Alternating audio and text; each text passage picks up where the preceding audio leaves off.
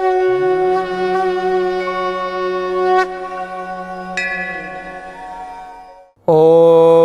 क्रीं महाकाल्यै नमः। रोगान शेषान पहन्ति दुष्टा रुष्टा तु कामान् सकलान् अभीष्टान् तुमाश्रितानां न विपन्नराणां तुमाश्रितायाश्रयतां प्रयन्ति। नमस्कार दर्शक बंधु, जय जगन्नाथ। मु आपण मानकर ज्योतिर्वेद वास्तुवेद डॉक्टर श्रीवत्स कड़ीरत्न आज आपण मानक स्वागत जनाऊँगी आज सप्तांग कार्यक्रम को। प्रत्येक दिन आप देखुं आज सप्तांग जानुंट दिनर विशेषत्व दिनर गुरुत्व को। आसतु आज ताले जानिबा। आज हूँ पौष धनु मास रही आपणकर 23 दिन जानुआरी 7 बुधवार रही। चतुर्थी तिथि रही प्रातः 6:53 पर्यंत। यापर आपणकर पंचमी तिथि भोग हे। मघा नक्षत्र रोचंती दिन 11:56 पर्यंत। यापर पूर्वा फाल्गुनी नक्षत्र भोग हे। सिंह राशि चंद्रमा आज अवस्थान करुचंती। 60 दंड अर्थात अहोरात्र रहिबे। आयुष्मान जोग बालव करण रही। रविंकर अंशात्मक मान आम जो देखा ताहले 22 अंश 9 कला और 25 विकला पर्यंत आज गति करिसंते। आज शुभ समय दिन 8:37 रु 11:31, संध्या 6:14 रु रात्र 10:35, रात्र 2:03 रु 4:41 पर्यंत आपणकर शुभ समय रोचंती। चंद्र और शुक्रंकर अवधि काल को लेकिन जो शुभ मुहूर्त आम एठारे आपण आगे उपस्थापना कलु। चंद्र शुद्धि आम जब देखा मिथुन, सिंह, तुला, बिछा, कुंभ और मीन राशि जो व्यक्ति विशेष माने अच्छी से आज चंद्र शुद्धि कौन शुभ कार्य से करें। घात चंद्र आम जब देखा कर्कट और मकर राशि पुरुष मान घात चंद्र रही। घात 12 कर्कट राशि रही। राहु काल आम जब देखा दिन 11:53 रु दिन 1:18 पर्यंत।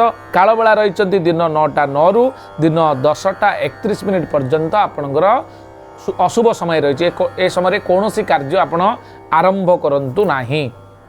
निषिद्ध खाद्य दर्शक बंधु आम शरीर को सुस्थ निरामय एवं दीर्घजीवी करने केते गुड़े खाद्य पर रेस्ट्रिक्शन करा जायछि। जेमति कि आज दिन में आपण मूला एवं बेल ताकू खातु नाही। जदि कौन सी पिलाटीए नूतन करी आपण परिवार जन्म ग्रहण करुच्ची ताले निश्चित भाव में तार राशि नक्षत्र कौन हम जानापी आपण निकट में आवेग बढ़ी जाए ताले तार संपूर्ण मीमांसा आपण जो सप्तांग कार्यक्रम देखुं से पाइपर। जमती कि आज दिन में कौन पिला जन्म होती ताले मघा नक्षत्र सिंह राशि से हम 10/5 राक्षसगण पिलाटी प्राप्त हो।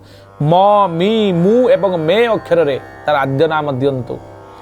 दिन 11:56 पर जदि कौन पिला आपण परिवार जन्म ग्रहण करुँच ताहले पूर्वा फाल्गुनी नक्षत्र सिंह राशि पिलाटी प्राप्त हो। 11/5 नरगण हेब तार मरे ओकारे मो ट टी एवं टू अक्षर में तार नाम आपन दे पारिबे।